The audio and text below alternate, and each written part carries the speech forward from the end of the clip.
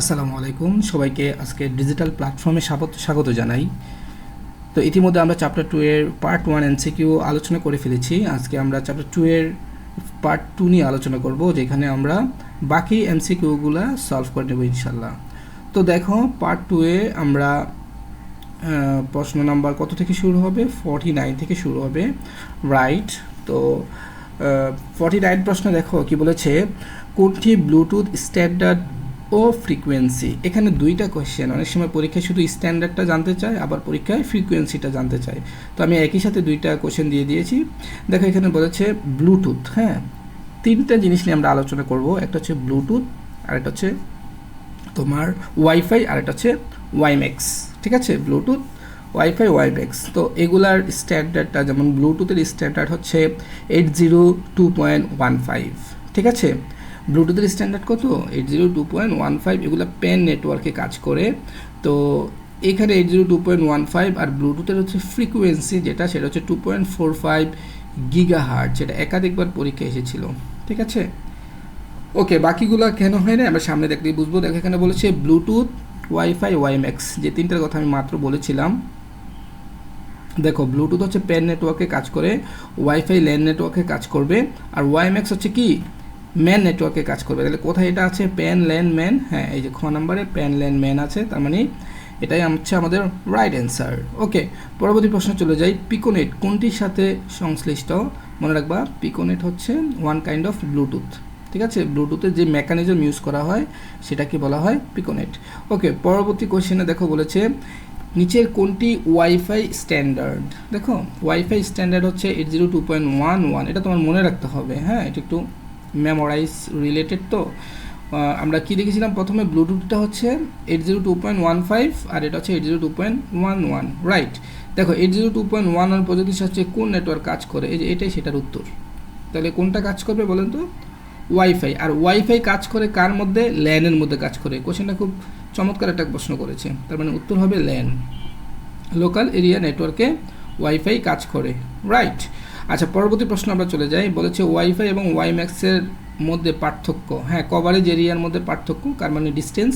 Transmission mood, হ্যাঁ, ট্রান্সমিশনের মুডের মধ্যেও পার্থক্য আছে। ট্রান্সমিশনের স্পিড, ট্রান্সমিশনের স্পিডও তো তাদের মধ্যে ব্যবধান হবে। ঠিক আছে, আর মুডের মধ্যে যদি আমরা হিসাব করি, হ্যাঁ, মুডের মধ্যে পার্থক্য রয়েছে, তার মানে তিনটার মধ্যেই পার্থক্য আছে, রাইট?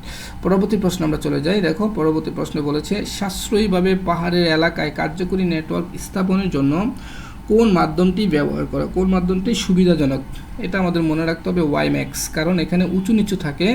আর ওয়াইম্যাক্স হচ্ছে ওই যে মানে নেটওয়ার্ক সিস্টেম যেখানে খুব ভালো ফ্লেভার স্পিড পাওয়া যায়, রাইট? আচ্ছা, পরবর্তী প্রশ্ন আমরা চলে যাই। কোন প্রজন্মের মোবাইল সর্বপ্রথম এমএমএস চালু করেন বা এমএমএস সার্ভিসটা দেন? সেটা হচ্ছে কি দ্বিতীয় প্রজন্মের মোবাইল। ঠিক আছে, তারপর হচ্ছে মোবাইল কোন প্রজন্ম হতে ইন্টারনেট ব্যবহার করা শুরু হয়? এটা একটু কনফিউশন প্রশ্ন। কিছু কিছু প্রশ্নে আমি দেখেছি এটা সলভিংয়ে দ্বিতীয় প্রজন্ম বলেছে, কিছু কিছু জায়গায় বলেছে তৃতীয় প্রজন্ম বা থার্ড জেনারেশন। আমি থার্ড জেনারেশনকেই চয়েস করব। আচ্ছা, পরবর্তী প্রশ্ন আমি যাই। জিএসএম এটাকে বলা হয় জেনারেল প্যাকেট রেডিও, না, জিএসএম মানে হচ্ছে global system for mobile communication. এটা কোথায় আছে? Global system for mobile communication, exactly এখানে। আচ্ছা, পরবর্তী প্রশ্ন বলা আছে সিমের পূর্ণরূপ হচ্ছে সাবস্ক্রাইবার আইডেন্টিটি মডিউল। কোথায় আছে? সাবস্ক্রাইবার আইডেন্টিটি মডিউল, এই যে খ নাম্বারে আছে সাবস্ক্রাইবার আইডেন্টিটি মডিউল। ওকে, পরবর্তী প্রশ্ন আমরা দেখি। আইপি ডেটা নেটওয়ার্ক কোনটি? আইপি মানে 4Gতে আমরা আইপি ব্যবহার করব, মানে ইন্টারনেট প্রোটোকল যেটা, সেটা ভিত্তিক। তো এটা 4th জেনারেশনে প্রথমে এসেছিল। ওকে, পরবর্তী কোশ্চেনে বলছে কোন প্রজন্মের মোবাইল ফোনে আলট্রা ব্রডব্যান্ড গতির ইন্টারনেট ব্যবহার করা হয়?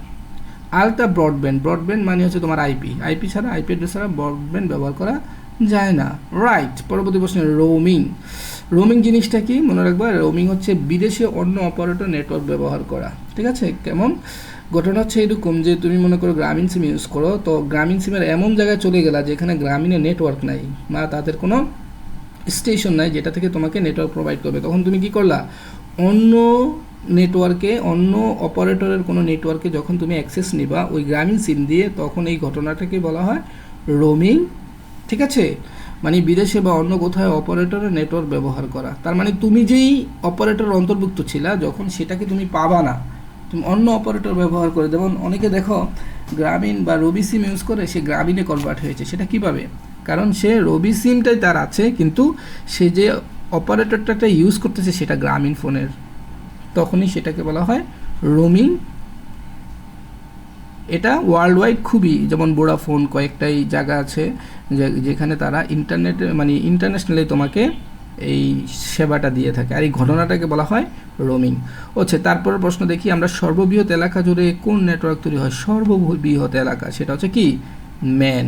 এখন অনেকে মানে কোশ্চেন আসতে পারে, ওয়ান হচ্ছে সর্ববৃহৎ এলাকার চেয়ে তো বড় জিনিস, মানে কান্ট্রি টু কান্ট্রি। এখানে যেহেতু এলাকা বলেছে, তার মানে আমরা ম্যানকে নিব, মেট্রোপলিটন এরিয়া নেটওয়ার্ক। আচ্ছা, একই ভবনে বিভিন্ন কক্ষে রক্ষিত কম্পিউটারের মধ্যে নেটওয়ার্ক হচ্ছে কি? LAN network. ঠিক আছে, একই ভবন বললেই ল্যান হবে।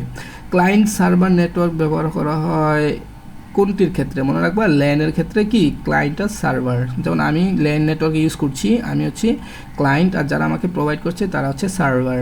রাইট। পরবর্তী প্রশ্ন দেখো, চলে যাই। এখানে বলেছে মনিতার কলেজটি 3 তলা, তাদের কম্পিউটার শিক্ষক সিদ্ধান্ত নিয়েছেন বিভিন্ন তলার অবস্থিত তাদের সকল কম্পিউটার একই নেটওয়ার্কে আওতায় আনবেন। আচ্ছা, আনলো। তো এখানে কি কি মাধ্যমে গড়ে তুলতে পারে? কেবল, যেহেতু কাছাকাছি তার মানে ডেফিনেটলি কেবল ইউজ করা যাবে। স্যাটেলাইট, এটাতে স্যাটেলাইটের প্রয়োজন নেই। তারপরে রেডিও লিঙ্ক, হ্যাঁ রেডিও ওয়েভ বা রেডিও লিঙ্ক ব্যবহার করা যেতে পারে। রাইট। তার মানে কোশ্চেনের অ্যান্সার হবে 1 and 3। ওকে, এবার দেখি আমরা পরবর্তী প্রশ্নে চলে যাই। এখানে বলছে নেটওয়ার্ক চালুর ফলে মণিমারা যে সুবিধা পাবে। আচ্ছা, কি কি সুবিধা পাবে? সবাই সফটওয়্যার সমূহ ব্যবহার করতে পারবে। রাইট। যেহেতু একটার সাথে আরেকটা কানেক্টেড, সকল কম্পিউটার কাজের মধ্যে সমন্বয় করতে পারবে, সেটাও রাইট। তারপরে একটি কম্পিউটার ডিভাইস অন্য কম্পিউটার স্থানান্তর করতে পারে। না, একটি কম্পিউটারের ডিভাইস অন্য কম্পিউটারে কীভাবে নেবে? কম্পিউটারের হার্ডওয়্যার তো নিতে পারবে না, তার মানে উত্তর হবে 1 আর 2। ঠিক আছে, সফটওয়্যার নিতে পারবে, একটি কম্পিউটারের সফটওয়্যার অন্য কম্পিউটারে ইউজ করতে পারবে। ওকে, এবার পরবর্তী প্রশ্ন আমরা চলে যাই। এখানে বলেছে মিস্টার করিম বাসায় ব্যবহৃত ল্যাপটপ, ডেস্কটপ এবং মোবাইল ওয়াইফাইয়ের মাধ্যমে, কথাটা বুঝতে হবে, সে এই যে ডেস্কটপ, মোবাইল, ল্যাপটপ সব কিছু ওয়াইফাইয়ের মাধ্যমে, ওয়াইফাই মানে ল্যান, হ্যাঁ, নেটওয়ার্ক তৈরি করলো। অতিরিক্ত তিনি উক্ত নেটওয়ার্কের সাথে ওয়ান যুক্ত করতে একটি ডিভাইস ব্যবহার করলেন। তো ওয়ান যুক্ত করতে সে কি ডিভাইসটা ব্যবহার করলো? করিম ল্যান নেটওয়ার্ক তৈরি করতে কোন ধরনের ডিভাইস ব্যবহার করলেন? তো এখানে ল্যান নেটওয়ার্ক তৈরি করতে কোন ধরনের ডিভাইসটা ব্যবহার করবেন? দেখো, ল্যান নেটওয়ার্ক তৈরি করার জন্য এখানে হাব অথবা সুইচ হলে ভালো হয়, তবে বেশি অ্যাপ্রোপ্রিয়েট হবে কি সুইচ নিলে। তবে এইখানে ব্যাপার হচ্ছে, আচ্ছা ল্যান নেটওয়ার্ক তৈরি করতে, আচ্ছা ঠিক আছে সুইচ। পরবর্তী প্রশ্ন, উদ্দীপকে কোন ধরনের নেটওয়ার্ক টপোলজি গড়ে উঠেছে? তো যেহেতু এটা ল্যান নেটওয়ার্কের মধ্যে পড়ে, তার মানে এটা স্টার টপোলজি গড়ে উঠবে। আর এখানে প্রশ্নটার ভিতরে একটু কনফিউশন আছে, যে সে কি করেছে, এত নেটওয়ার্ক তৈরি করে তিনি উক্ত নেটওয়ার্কের সাথে ওয়ান যুক্ত করলে একটি, আচ্ছা একটা জিনিস আমাদের মনে রাখতে হবে, ল্যান, এই ল্যানের সাথে যখন আমরা ওয়ান যুক্ত করব, ঠিক আছে, একটা নেটওয়ার্কে আমরা বড় করব, তখন সেটাকে আমরা সুইচ নিব না, সুইচ হচ্ছে সেম নেটওয়ার্কে কাজ করে, তার মানে তখন সেটা চলে যাবে রাউটারে। ঠিক আছে, রাউটারে কি থাকবে? সেম প্রোটোকল, কিন্তু ভিন্ন ভিন্ন কি এরকম ল্যান ওয়ানকে সে কানেক্ট করতে পারে, তার মানে উত্তর হবে রাউটার। রাইট। আর পরবর্তী উত্তরটা অবশ্যই স্টার। এবার দেখো পরবর্তী প্রশ্ন বলেছে কোন ডিভাইসের সাহায্যে প্রেরক কম্পিউটার থেকে সিগন্যাল নির্দিষ্ট প্রাপক কম্পিউটারে প্রেরণ করা যায়। নির্দিষ্ট বলেছে, তার মানে সুইচ, যদি নির্দিষ্ট না বলতো তাহলে হাব হয়ে যেত। রাইট। আচ্ছা, পরবর্তী প্রশ্ন আমরা জেনে যাই, প্রোটোকল ট্রান্সলেশনের সুবিধা দেয় কোন নেটওয়ার্ক ডিভাইস? একটাই নেটওয়ার্ক ডিভাইস আছে যারা প্রোটোকল ট্রান্সলেট করতে পারে, সেটার নাম হচ্ছে গেটওয়ে। ঠিক আছে, আর রিপিটার কি করে? সিগন্যাল, তোমার একটা সিগন্যাল যদি দুর্বল হয়ে যায় তখন সেটাকে স্ট্রং করে, উইক সিগন্যালকে স্ট্রং করে। আর ব্রিজ কি? ব্রিজ হচ্ছে সেম টাইপের দুটি নেটওয়ার্কে সে এক্সটেন্ড করতে পারে, যেমন ল্যান তৈরি আছে, দুইটা লনকে সে এক্সটেন্ড করলো। আর রাউটার তো আমরা বুঝেছি, রাউটার হচ্ছে ডেটাকে রাউটিং করে, রাউটিং করে সে একই প্রোটোকলে থেকে বিভিন্ন নেটওয়ার্কের মধ্যে কানেক্ট করতে পারে। ওকে, পরবর্তী প্রশ্ন আমরা দেখি। বলেছে রাউটারের কাজ হচ্ছে, আচ্ছা এখানে আরেকটা মডেমের কাজ হলো। মডেম নিয়ে আমি ব্যাখ্যা করেছিলাম আগের টিউটোরিয়ালে, এখানে আবার আসছে ডেটা পাঠানো, ডেটা গ্রহণ, ডেটা সংরক্ষণ। ডেটা পাঠায়া গ্রহণ করে, কোনো সংরক্ষণের সাথে সে নাই, তার মানে উত্তর হবে 1 আর 2। 1 আর 2 কোথায়? ক, রাইট। পরবর্তী প্রশ্ন আমরা চলে যাই। এখানে বলেছে রাউটারের কাজ হচ্ছে কি? নেটওয়ার্ক সম্প্রসারণ করা, একাধিক প্রোটোকলে নেটওয়ার্ক সম্প্রসারণ করা, এটা তার কাজ। একাধিক প্রোটোকলে নেটওয়ার্ক সংযুক্ত করা, একই প্রোটোকল ভিন্ন ভিন্ন নেটওয়ার্ক। দেখো এই যে কথাটা একটু মনে রাখতে হবে, একই প্রোটোকল এবং ভিন্ন ভিন্ন নেটওয়ার্কে সে কাজ করে, দুটি ভিন্ন নেটওয়ার্কের মধ্যে সংযোগ ঘটানো। তার মানে কি? নেটওয়ার্ক সম্প্রসারণ করা, এটা ঠিক আছে। একাধিক প্রোটোকল ও নেটওয়ার্ক সংযুক্ত করা, দুটি ভিন্ন নেটওয়ার্কে সে কাজ করতে পারে, রাইট। তার মানে উত্তর 1 2 3। ফাইন। পরবর্তী প্রশ্নে চলে যাই। কম্পিউটারের নেটওয়ার্কের জন্য কয় ধরনের টপোলজি ব্যবহার করা যায়? এটা তোমরা জানো, ইজি। 6টা টপোলজি ব্যবহার করা যায়। পরবর্তী প্রশ্নে বলেছে স্টার টপোলজিতে কোন ডিভাইস ব্যবহার করা হয়? মনে রাখবা, স্টার টপোলজিতে হাব অথবা সুইচ ব্যবহার করা হয়। সুইচ থাকলে সুইচ অ্যান্সার করতাম, হাব থাকলে হাব অ্যান্সার করতাম, রাইট। পরবর্তী প্রশ্ন দেখো, বলেছে কোন টপোলজি একটি কেন্দ্রীয় কম্পিউটার থাকে? একেবারেই ইজি। স্টার টপোলজিতে কি একটা কেন্দ্রীয় কম্পিউটার থাকে, যেটাকে আমরা নেটওয়ার্কিং ডিভাইস বলতে পারি। সেলুলার ফোনে কোন টপোলজি ব্যবহার করা হয়? সেলুলার ফোনে আমরা মনে রাখবো সেল টপোলজি, আর একটা নতুন করে নাম আছে, আর একটা হচ্ছে স্টার টপোলজি। এই দুইটা ব্যবহার করা হয়। এই দুইটা যদি না থাকে তাহলে আমরা হাইব্রিডে চলে যাব, রাইট। পরবর্তী প্রশ্ন দেখো, বলেছে একটি কম্পিউটারে নষ্ট হলে কোন টপোলজির ডেটা পারাপারে কোনো সমস্যা হয় না? যেমন স্টার টপোলজিতে নষ্ট হলে একটা কোনো প্রবলেম নাই, বাস টপোলজিতেও কোনো প্রবলেম নাই, ম্যাচ টপোলজিতে কি আসলে প্রবলেম আছে? না, ম্যাচ টপোলজিতে কোনো প্রবলেম নাই। তার মানে তিনটার ভিতরে কোনোটারই প্রবলেম নাই যদি একটা কম্পিউটারে কোনো কারণে ডাটা ফ্লো নষ্ট হয়ে যায়। আচ্ছা, এবার বলা হয়েছে একটি 6তলা ভবনে বিভিন্ন তলায় নেটওয়ার্ক স্থাপন করা হলে প্রচলিতভাবে একে বলা হয় 6তলা একটি ভবন। ভবন বলতে আমরা ল্যান বুঝবো, রাইট। পরবর্তী প্রশ্নে চলে যাই। রহিম বাসায় নেটওয়ার্ক স্থাপনের জন্য দোকান থেকে RJ45, মনে রাখবা RJ45 কানেক্টরটা কার সাথে জড়িত? টুইস্টেড পেয়ার কেবলের সাথে। হ্যাঁ, একটি সুইচ কিনে আনেন। রহিম বাসায় নেটওয়ার্ক কোন টপোলজির অন্তর্ভুক্ত? অবশ্যই কোনটা হবে? Star topology. ওকে, পরবর্তী প্রশ্নে আমরা চলে যাই। পরবর্তী প্রশ্ন বলেছে কোন টপোলজি প্রথম ও শেষ কম্পিউটার পরস্পরের সাথে যুক্ত থাকে? প্রথম কম্পিউটার ও শেষ কম্পিউটারের সাথে পরস্পরের সাথে যুক্ত থাকে আমরা যদি দেখি রিং হবে, রাইট। বাস হবে না। আর মেশের মধ্যে দেখা যায় যদি আমরা প্রত্যেকের সাথে যুক্ত থাকে, তো এটাকে আমরা নিতে পারি। তবে অ্যাপ্রোপ্রিয়েট হচ্ছে রিংটাই শুধু, হ্যাঁ, বাকিরা ম্যাচটাকে আমরা নিতে পারি। তাহলে উত্তর হবে 2 আর 3, রাইট। পরবর্তী প্রশ্ন আমরা চলে যাচ্ছি। পরবর্তী প্রশ্নে বলেছে মিস্টার বিশ্বজিৎ তার অফিসের 10টি কম্পিউটার এমনভাবে যুক্ত করে নেটওয়ার্ক তৈরি করলেন যাতে প্রথম ও শেষ কম্পিউটার পরস্পরের সাথে যুক্ত থাকে। আচ্ছা, থাকলো, তার মানে রিং তৈরি করলো। হঠাৎ একদিন কম্পিউটার নষ্ট হওয়ার সময় নেটওয়ার্কটি বন্ধ হয়ে গেল, হবেই তো, কারণ রিং তৈরি করতে গিয়েছে। আচ্ছা, তিনি নেটওয়ার্ক কাঠামো পরিবর্তনের সিদ্ধান্ত নিলেন। আচ্ছা, কী করলেন? উদ্দীপকের নেটওয়ার্কের টপোলজির নাম হচ্ছে, প্রথমটা হচ্ছে রিং, আমরা এটা বুঝেই গিয়েছি, কারণ রিং আকারে পেঁচানো থাকে একটার সাথে আরেকটা, এই কারণে এটাকে বলা হয় ব্রাদার নেটওয়ার্ক, অনেক সময় বলা হয়, টপোলজি বলা হয়। আচ্ছা, বিশ্বজিৎ সিদ্ধান্ত বাস্তবায়নের জন্য ব্যবহৃত সমাধান কি? কম্পিউটার পরিবর্তন? না, কম্পিউটার পরিবর্তন করলে কিছুই হবে না। হাব সুইচ স্থাপন করা, হ্যাঁ, এটা হইতে পারে। একটি মূল লাইন স্থাপন করা, হ্যাঁ, এটা হইতে পারে। তার মানে উত্তর হবে 2 3, it is 2 3, রাইট। পরবর্তী প্রশ্ন আমরা চলে আসছি। এখানে বলেছে গুগল অ্যাপ ইঞ্জিন নিচের কোনটির উদাহরণ? অবকাঠামো সেবা। মনে রাখবা, এটা হচ্ছে ক্লাউড কম্পিউটিং থেকে আসছে। ক্লাউড কম্পিউটিংয়ে 3টা জিনিস মডেল থাকে। একটা হচ্ছে IaaS, এটাকে বলে ইনফ্রাস্ট্রাকচার অ্যাজ এ সার্ভিস, আর একটা হচ্ছে কি platform, PaaS, platform as a service, আর হলো সফটওয়্যার অ্যাজ এ সার্ভিস। তো গুগল ইঞ্জিন যে ইয়েটা দেয় তাদের অবকাঠামো সেবা দেয়। ওকে, পরবর্তী প্রশ্ন দেখে এখানে বলেছে X তার ডিজিটাল ডিভাইসের নতুন সফটওয়্যার ব্যবহার করতে পারে না। বর্তমানে এক নতুন সার্ভিস গ্রহণ করে অটো আপডেট, এই যে অটো আপডেট কথা বলেছে না, তার মানে এটা ক্লাউড কম্পিউটিং, ঠিক আছে। ক্লাউড কম্পিউটিং অটো আপডেট হয়, উচ্চ গতিসম্পন্ন ডিজিটাল সুবিধা দেয়। ওকে, ক্লাউড কম্পিউটিং হচ্ছে একটি ব্যবসায়িক মডেল, এটা ঠিক আছে। অন ডিমান্ড, এটাও ঠিক আছে। পে এজ ইউ গো, তার মানে তিনটাই ঠিক আছে। এটা হচ্ছে তার অন্যতম এই 3টা বৈশিষ্ট্য, ঠিক আছে। ওকে, পরবর্তী প্রশ্ন আমরা চলে যাই। পরবর্তী সব প্রশ্ন বলেছে সার্ভিস ক্ষেত্রে প্রযোজ্য কেন্দ্রীয় রিমোট সার্ভারের মাধ্যমে ডেটা নিয়ন্ত্রণ ব্যবহারে অতিরিক্ত মূল্য দিতে হয় না, রক্ষণাবেক্ষণের খরচ নেই। রাইট, 1 আর 3 হবে। আপনি যতটুকু ব্যবহার করবেন অতটুকুই খরচ দিবেন। এটাই হচ্ছে ক্লাউড কম্পিউটিংয়ের অন্যতম একটা এজেন্ডা। রাইট, উত্তর হবে 1 and 3।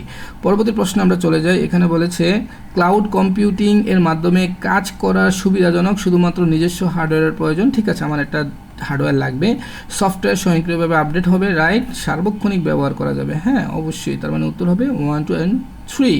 কোয়েশ্চেন নাম্বার 19-এ চলে আসছি। এখানে বলেছে ছোট নেটওয়ার্ক যেমন প্যান বা ল্যান এ সাধারণত কোন টপোলজি ব্যবহার করা যায়? খুবই ইম্পর্টেন্ট প্রশ্ন। দেখো, ছোট নেটওয়ার্ক বলতে আমরা প্যান আর ল্যানকে বুঝি, আর এই প্যান আর ল্যানে যে টপোলজি ব্যবহার করা হয় সেটাকে আমরা কি বলবো?